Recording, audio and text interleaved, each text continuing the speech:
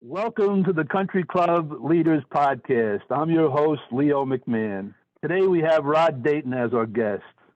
Rod started out caddying as a boy, and today he's a successful financial planner. Rod has over 40 years of experience as a financial planner. Rod and I both caddied at Island Hills as young boys. Island Hills is a Tillinghast design golf course.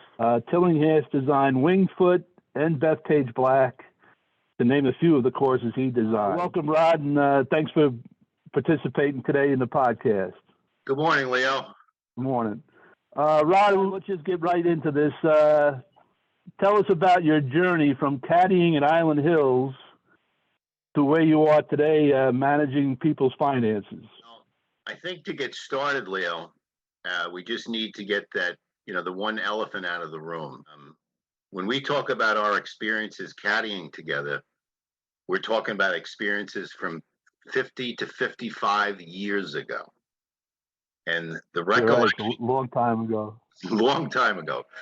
And the thing that probably I'm so fascinated by is both Leo and myself are recollection of that 10-year period of our life, our recall of that period in our life. So there's no question that it impacted both of us because we have such strong recollections of that period. But the one issue that we have over the years disagreed on is there was no question Leo was the better golfer because of the fact that he won the caddy tournament every year, and he ended up becoming a PGA professional. Where we tend to disagree is actually who was the better caddy. Now, it's important for the listening audience to understand that the perennial club champion would request Rod caddy for him during the club championship rounds. So I'll just let the listening public, make their decision by the end of this conversation. Well, I will admit you were a better caddy and I was the better golfer. I'll agree to Leo, that. we can move on. We can move on. Now, people that did not grow up or have the life experiences that we had in this environment is we were 12-year-olds going down for and actually at 12 it was my second job. I delivered newspapers early in the morning when I was like 11 years old at the Suffolk Sun at 5 o'clock in the morning. But when you went down to the golf course to try and start as a caddy, we were about 12 years old, and which is very young. And the first thing my first recollection is the sense of community in that section of where we were in what was referred to as the caddy yard, right? And we were very, very young, and then you had basically three cross sections of people that caddy. You had the high school and the college kids that were trying to earn some extra money. You had the individual that was maybe raising a family, worked full time. They were working, let's say, on a midnight crew, and then they would caddy during the day, or caddy on catch a loop on the weekends to raise extra money for the family.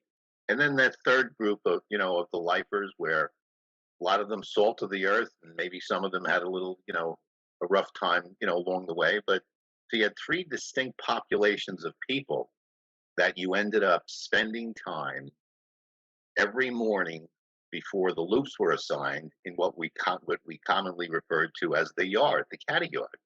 And at 12, 13, 14, 15, sometimes you heard some stories that your parents probably wouldn't approve of, but that was all growing up. That was growing up. You wanted to make sure you got there early to hear the stories of what went on the night before. And so that built a sense of community, which, not to go off on a sidebar, but I have strong opinions about so much of the population now attempting to work remotely. I think you lose that work environment sense of community. The other thing that as part of that process in that early age is we had growing up as a caddy, you had the individual that you reported to was referred to as the caddy master. And we had an individual, Bernie Belinsky, salt of the earth, very, very put together, drove a Cadillac, dressed to the nines, the jewelry, just a very impressionable guy. And we also had an individual that worked at the golf course who worked on the range, and his name was Wally. And the most respectful way to describe him is that he was a deaf mute. He couldn't communicate other than grunting. And these are some of the things I didn't learn until later in life. What Bernie did for him behind the scenes. Bernie, more or less, you might say the word, might use the word adopted him. But little things like just running to the store to get him toothpaste and things like that. And the stories I heard later in life about what Bernie did for this individual really taught me, compassion. He took care of him, and it was growing up. You saw that when we first got started, myself and Leo.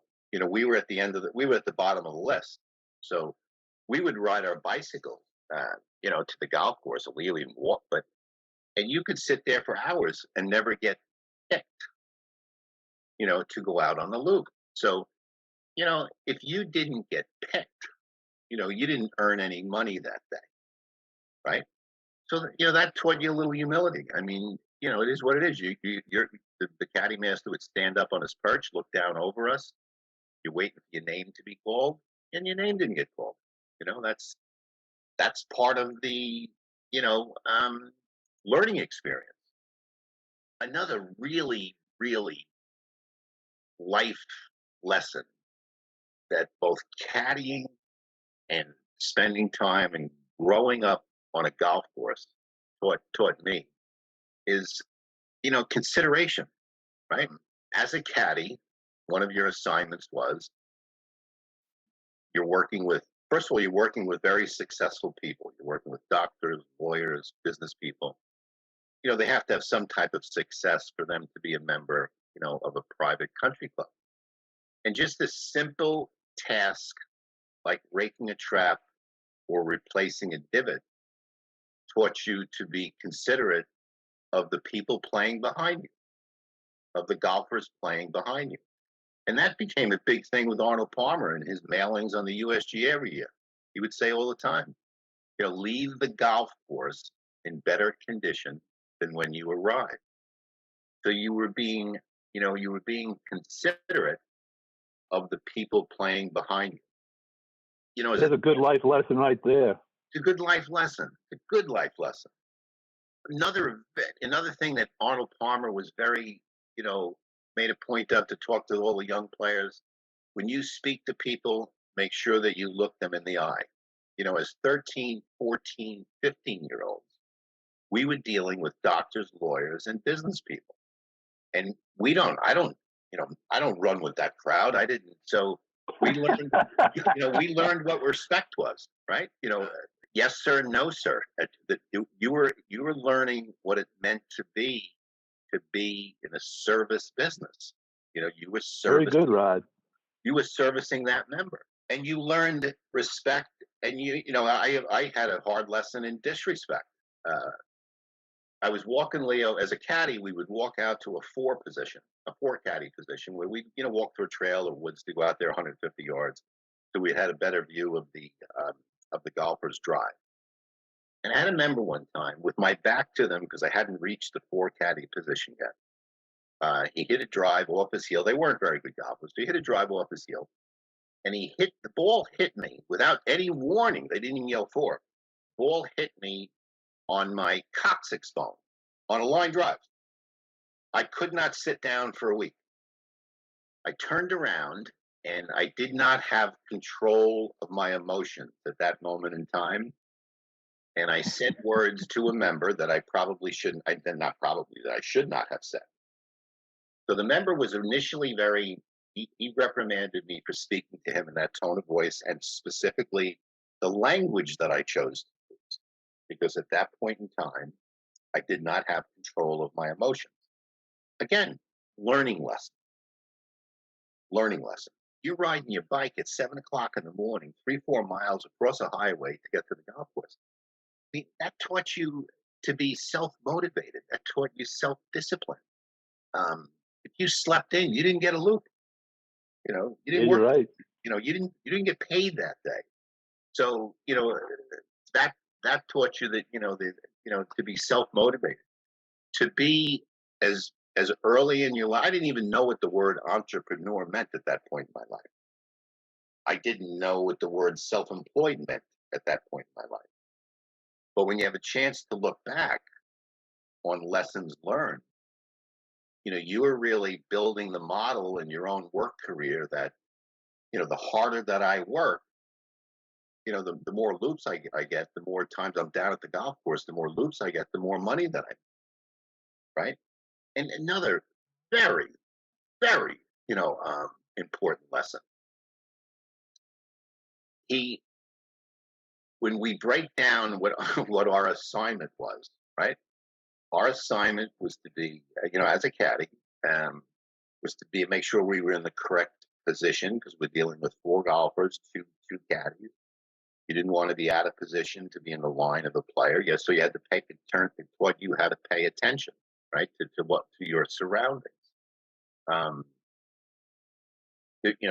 James Kerr, um, in his book Legacy, referenced John Wooden, and each year on the first day of practice, he would teach the new players on his team the importance of putting their socks on correctly. That was part of his first practice for new players, John Wooden. Now, the reason for that is if they didn't put their socks on correctly, they could develop blisters, lose playing time, and impact the team. So, was John Wooden's success, you can say, based on John Wooden paid attention to details? Well, as a caddy, you had to pay attention to details as well. You had to be aware of the people playing in your foursome. You had to be aware of on the green, not stepping in someone's line. You had to be aware of making sure that you raked the trap correctly. There's a correct way and there's an incorrect way. So again, that is another life lesson. The only thing, the most important thing when Leo and I were trying to climb up that leaderboard of caddies so we would get good loops with better players in the morning,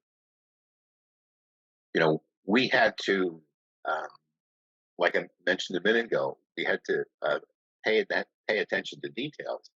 But the only thing that we had control over during that 4-hour period of time is how we service the member that we were caddying. And that's a life lesson. I work with public school teachers. I don't control market conditions. I don't control interest rates, but I control service. That's the one factor that I can control. And I can service somebody. My goal was to service somebody better than the next guy. And a simple task like returning a client's phone message, right? That means that, well, there are some people in this world and they get to it when they get to it. Well, I made sure every phone call was always returned that day. So there's no waiting for a simple task. You break down caddying, a lot of very, very simple tasks, but That's a good analogy. The service portion that carries through everywhere you go. The hamburger is a hamburger. It's how you serve the hamburger. That's what you have control over in the service industry. Handing the 7-iron is handing the 7-iron, but if you do it with a smile and a thank you and hit a good shot, that's part of service. Leo, I had the left towel on the shoulder. I was always ready for the ball toss after the mark, and I never tossed the ball back to the member because that could go a lot of different ways. Always hand the golf ball back to the member, right? Another really great lesson was generosity. I was caddying one afternoon, and my twin brother was a caddy there as well. So it was a rainy afternoon during the week. I was waiting on the 18th green for my brother. A very, very, very prominent surgeon who was a member there. My brother was caddying for him. So he let me ride in the cart with my brother and him, and we brought the cart back to the cart barn. So I was just beside myself because I was telling because you weren't allowed to tip at this golf club. So we got back to the cart barn, and I'm telling my brother on the way there that, I got a $5 tip that day because it was raining. And I was just beside myself that I got a $5 tip. So the doctor, when we got there, reached into his wallet and he gave my twin brother a $20 bill. And he looked at him and he winked at him and he just said, "Make sure you share it with your brother." Now, it was just one little rainy afternoon at Island Hills 50 years ago. But Leo, I remember it like it was yesterday. Yeah. Yeah, I have one too. I have one also. I'm caddying. We're coming down the 18th hole. I got two heavy bags on my shoulders, and I'm caddying for these two guys. And this is 50 years ago. I still remember their names: Stanley Gorman and Arnold Leland. And I'm coming down 18. I'm exhausted, and they see a caddy standing behind the 18th green, which was unusual to have one caddy standing behind the 18th green. So they turned to me at about 100 yards out, and they said, "Leo, what is so-and-so doing behind the 18th green?" I said, "I owe him money. I lost money to him on caddy day, I don't know, $20, and he's waiting to get paid." I said, "Oh, okay." I said, "Oh, okay, So they finished putting out, and basically I'm caddying for nothing that day. I think the caddy fee was $7 or $8 a bag at the time, no tip. And they walk over to the caddy that's waiting for me, and they said, "How much does Leo owe you?" And the caddy says $20. So they give the caddy $20, and they turn and they give me $20. And I'll never forget that, And years later, that's a great story. And years later, I'm a director of golf at a club down here in Florida. This might have been 10 or 20 years ago. And Stanley Gorman comes walking in the door of the pro shop. Really? And I stood up, yep, and I shake his hand. I tell him the story. He remembered the story. We both started laughing. But again, it's a memory from 50 years ago that said, hey, be nice to people, be generous, be compassionate, and basically what you were talking about. You had, another, again, at that, in our age, the age bracket that we were in, 12 to 22, I think might have even lasted till I was 24. But you're very impressionable about the people that you're working for. Now, you're just a 13, 14, 15-year-old kid, really, right? And these are very successful people. And you really, some people didn't want to be bothered with you, right? They didn't want to. Whereas other people, as you spend time there and they realize that you were really trying to do the best job that you could, you earned their respect. And you really looked up to them, as role models. We both have caddied for people that their demeanor in life, whether it be their inability to handle anger on the golf course, we've been witness to people breaking clubs, throwing clubs, and you're like, I want to play this game. I want to have fun playing this game. And see, another life lesson about how people carry themselves on the golf course. I learned about honesty. And I still remember it like it was yesterday. On the 17th hole, I'm caddying for a member, and with my OCD personality, when a guy when a golfer hit a ball in the woods, I would mark that shot by the number of leaves on the tree, not the branches. I mean, you weren't losing a golf ball under my watch, right? So he's 15 yards inside the tree line, inside the woods.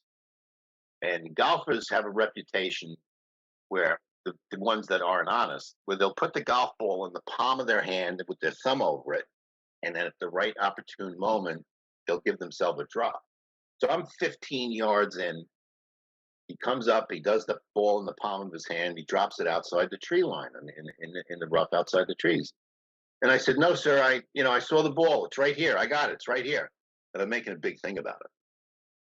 And this smoke was coming out of his ears, right? But then again, that that Leo, that was a life lesson. I'm like, this is a guy who's playing with his buddies on a Saturday morning for probably a $5 Nassau, and he's cheating.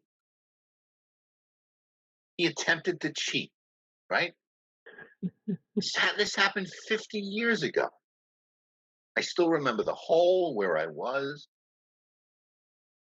You learn, Leo, from you. I learned about gambling, right, from being a caddy. Um, One day I spent 10 hours there. I did 36 holes, caddy for the women in the afternoon. Came home, grabbed a quick bite, showered up, went down to made $42. Rode on my bike, went down to the church, and they had a bazaar. So I made $42 that day. In 15 minutes, I lose the $42 and under an over table, which I didn't even, Leo, I didn't even know what game I was playing, right? So in 15 minutes, I lose my $42. Since that day, and I go and what I do for a living, every year or two, I'm out in Vegas at a conference. I have never gambled since.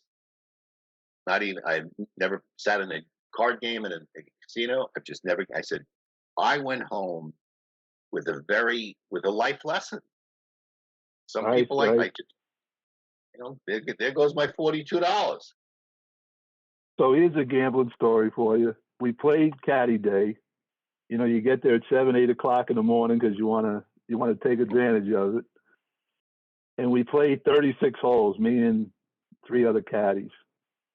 Then we go to another golf course and play 18 holes.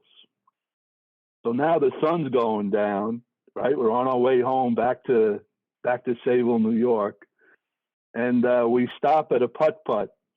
And we gamble 18 holes at the putt-putt until like 9, 10 o'clock at night.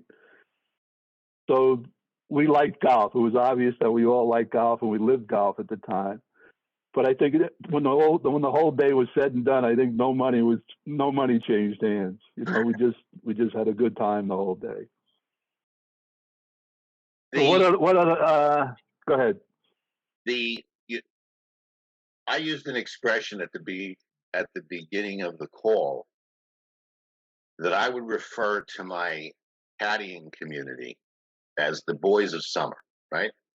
Because we came from different school districts, different towns. There was no texting or emailing back then. So this was basically you ran into these people that you hung with from April to November. And then there was no communication for 6 months, right? We did this every year till we got older and we were out visiting establishments. But it was the boys of summer. You look forward, the individual that I spoke about earlier, Wally, who was more or less adopted by the club. He was beside himself in April when he got to see his friends come back.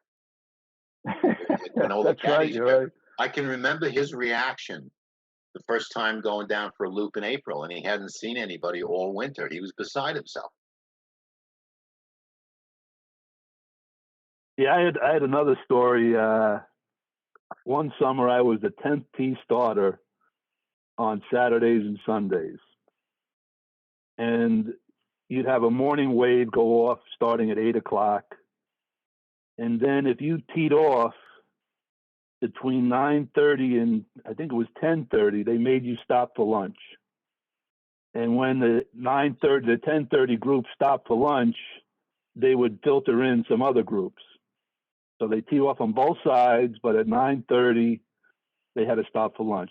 So they come around, and nobody wanted to stop for lunch. They didn't like the rule.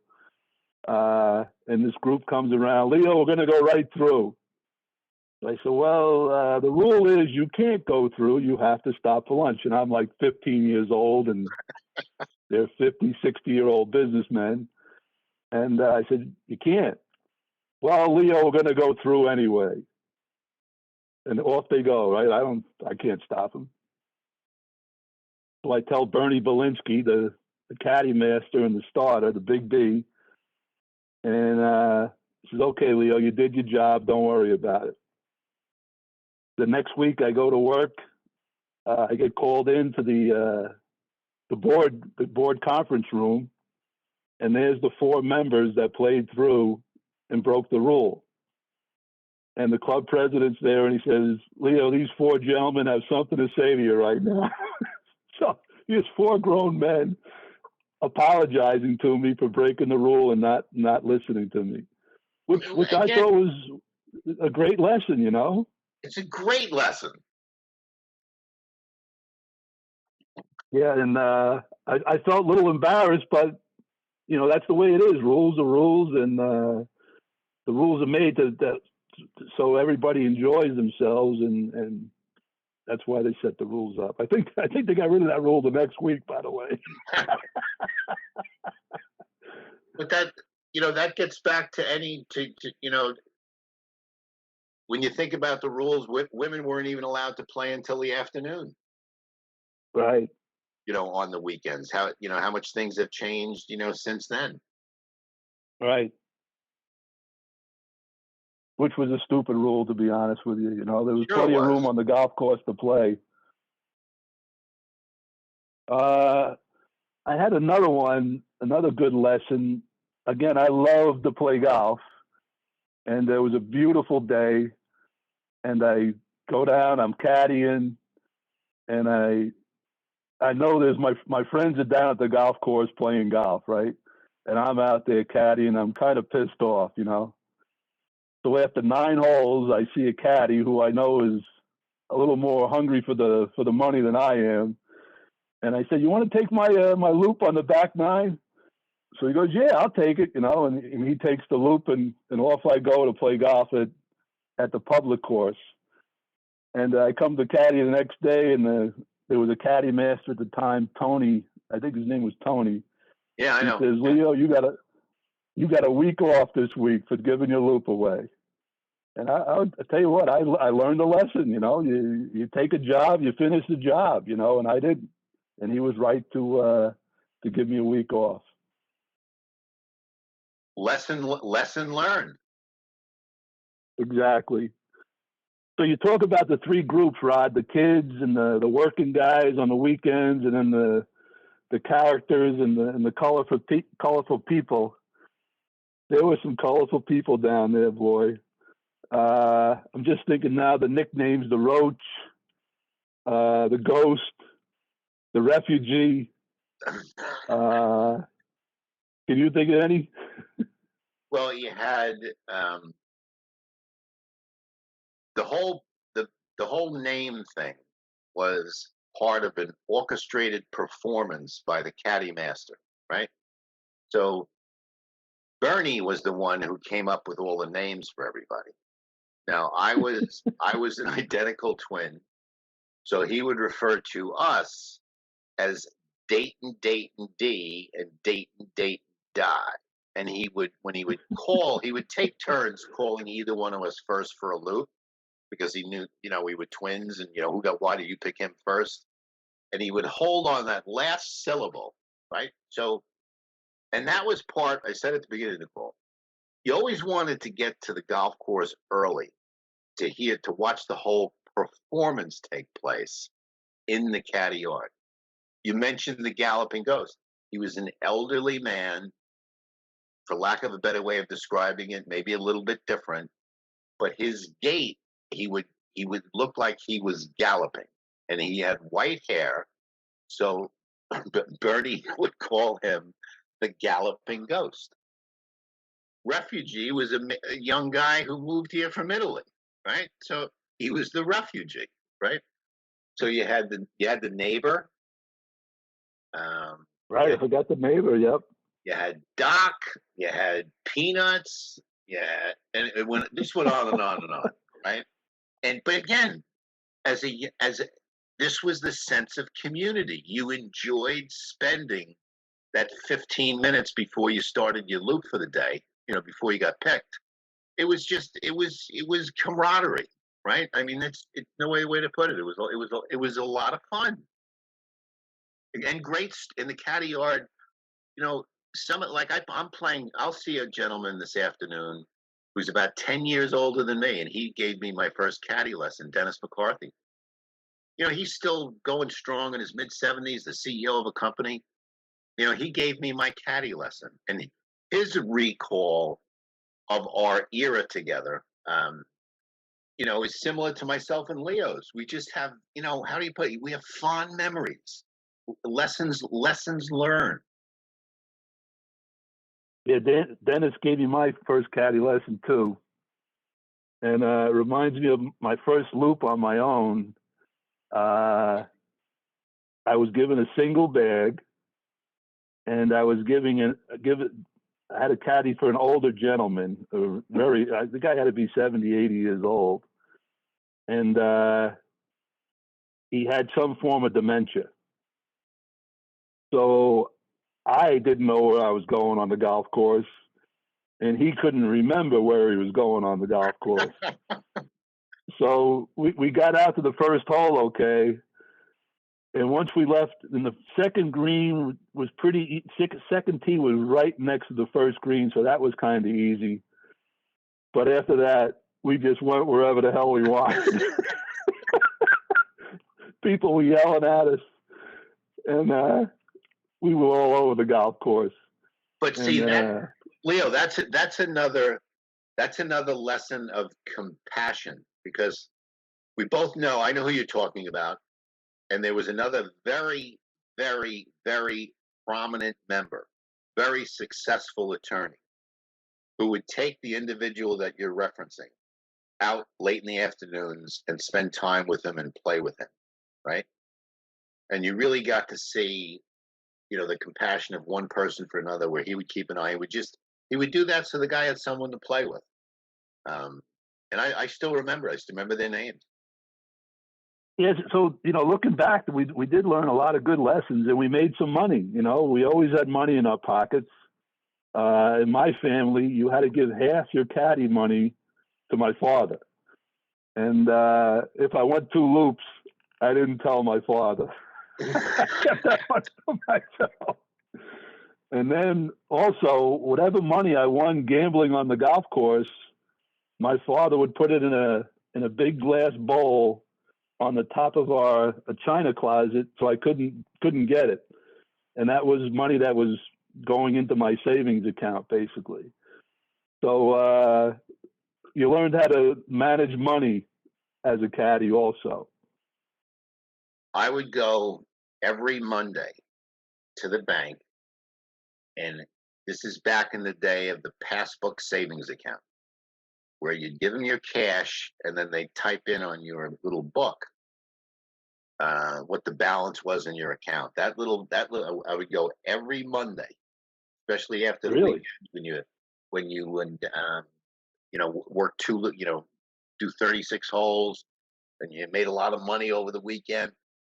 Caddying put me through college. I worked at a midnight crew in a supermarket, and then I would come and caddy during the day. So I was able to, we grew up in a family where if you wanted to go to college, knock yourself out, go to college, but you had to pay for it yourself. And caddying put me through college. Yeah, my brother Tom, he's I tell you what, he's caddied 36 holes almost every day, and he put himself through college, he worked his tail off, man. He was a hardworking guy, not like me. He was out of the second 18. I was playing golf at the public course. Well, go ahead, Rod. No, I'm good. So what I'm hearing out of all this was the community, and how to deal with people, respect for others, compassion for others, and we learned it at an early age.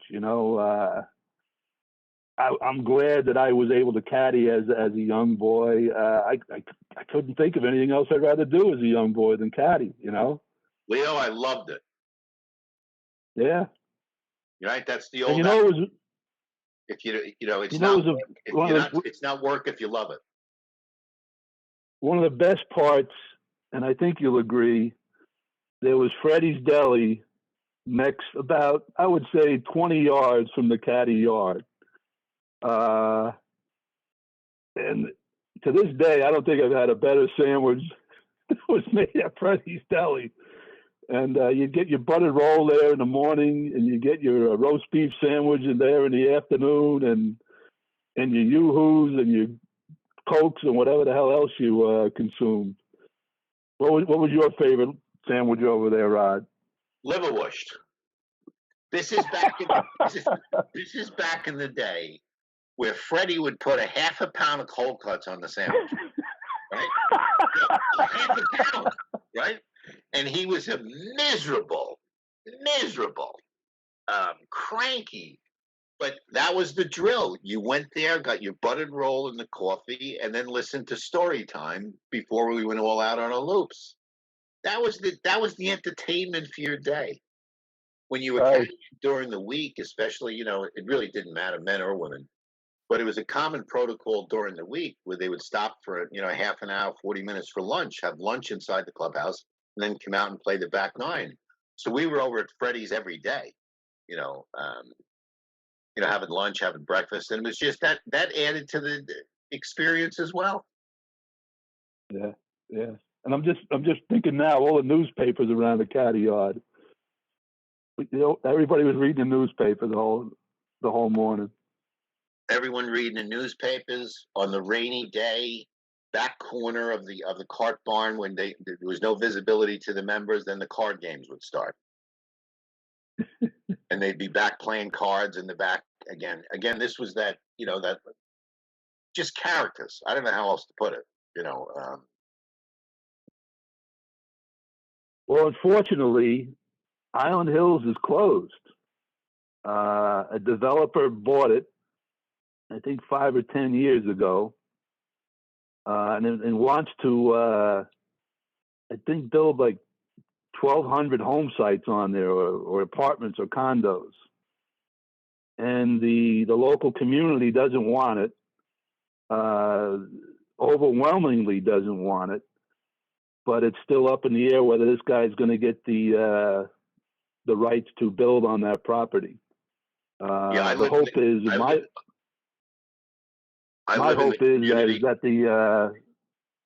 that the government takes it over and brings it back to a golf course. But anyway, go ahead, Rod. No, I live in the community, Leo. You're right. I mean, it's been in the courts now for at least 5 to 7 to 8 years. The community's been blocking trying to build the project that they're trying to build. And like I said earlier, it's a Tillinghast design golf course. It's a great golf course. There's a lot of history there. A lot of history. When you think about it, Leo, we probably took 1,000 strolls around that place. Right. So as we conclude, Rod, I want to thank you for being part of the podcast today. And I want to thank you for being part of my community. I appreciate all the connections that we've had over the years. You and all your brothers were part of my life as a kid and still part of my life today, and I appreciate that. You're quite welcome, Leo. We have great history. All right, Rod, have a good day. And I'm sure you're heading to the golf course this afternoon. In 30 minutes, I'm playing 9 holes with my brother. All right, have a good day. Be well, Leo. Bye, everybody. Bye. Bye-bye.